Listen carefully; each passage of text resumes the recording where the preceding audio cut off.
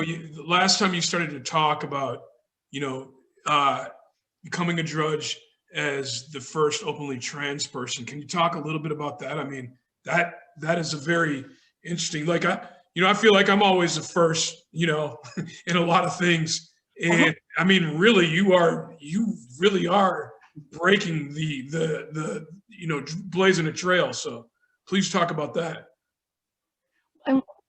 Sure. Okay, I'll talk about the trailblazing for a moment then.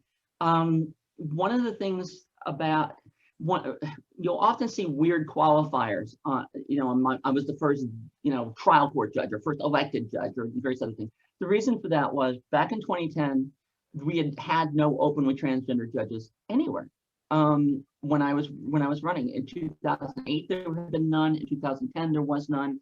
I had to go to a runoff in November, and I won. And then all these stories came out, actually around the world, saying first transgender judge.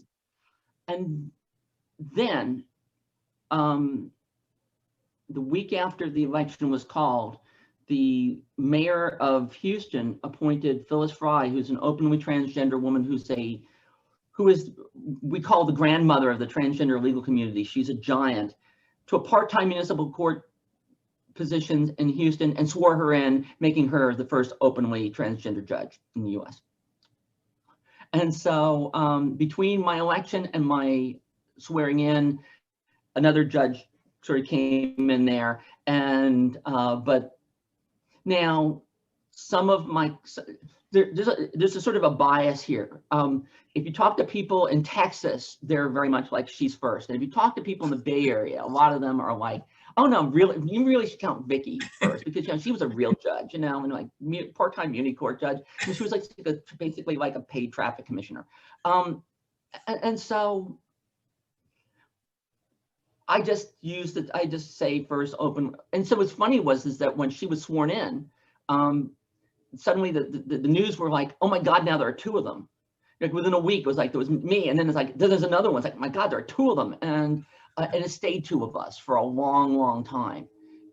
We have a trans woman who's an appointed court commissioner in Arizona, and we just had elected in Chicago an openly transgender woman who is on their court, and is interestingly the first openly transgender person elected in the state of Illinois, which in 2020 is sort of incomprehensible to me that it took so long.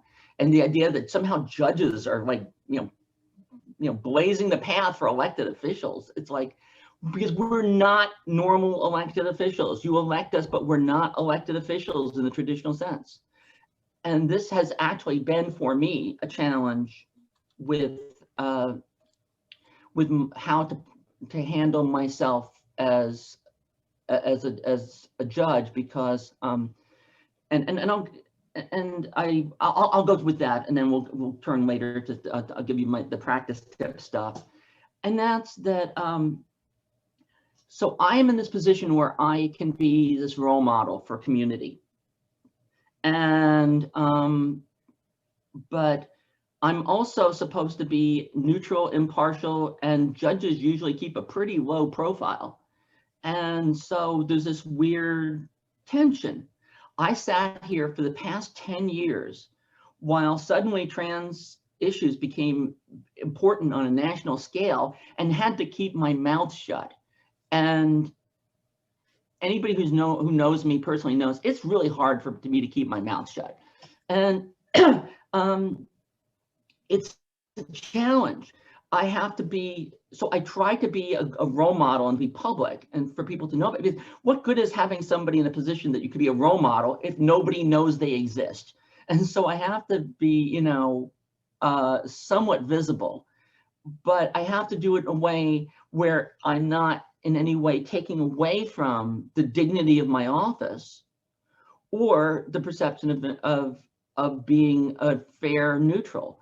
And so, and this is, by the way, a challenge that a lot of people who are not in a majority category face as judges. And how do you handle being the first Latina or the first,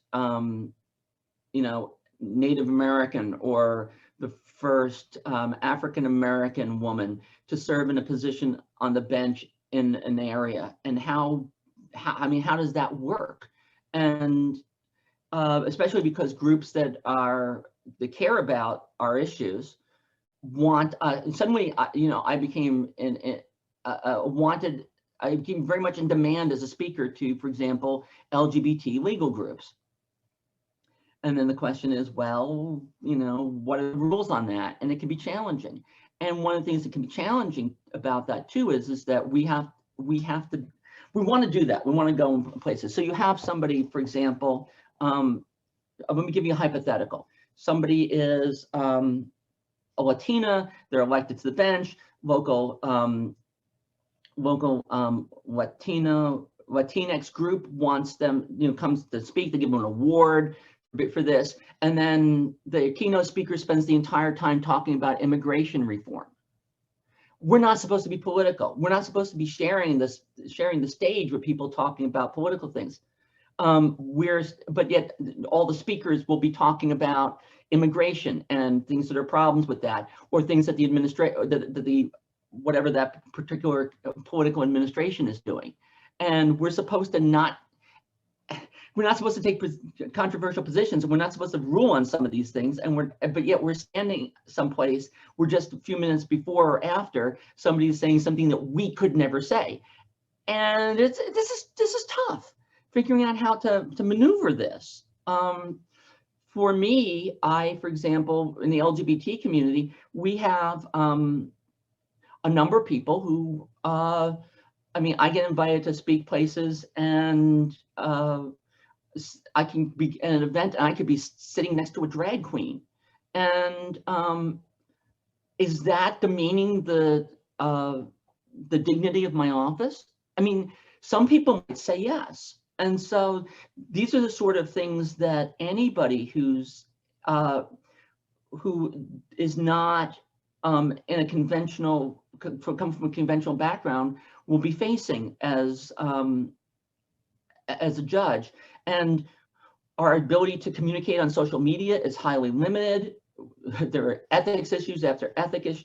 There are ethics opinions after ethics opinions after ethics opinions about this sort of thing. We're supposed to be out in the community. We're supposed to be educating people about the profession and about the legal institutions, but we're supposed to do it in a neutral way. And, however, this is one of the things that we're struggling with here in California, is that some of the judges have pushed back on the always seeming neutral thing, because the question is it okay for us to sit back and sit by while systemic injustice occurs?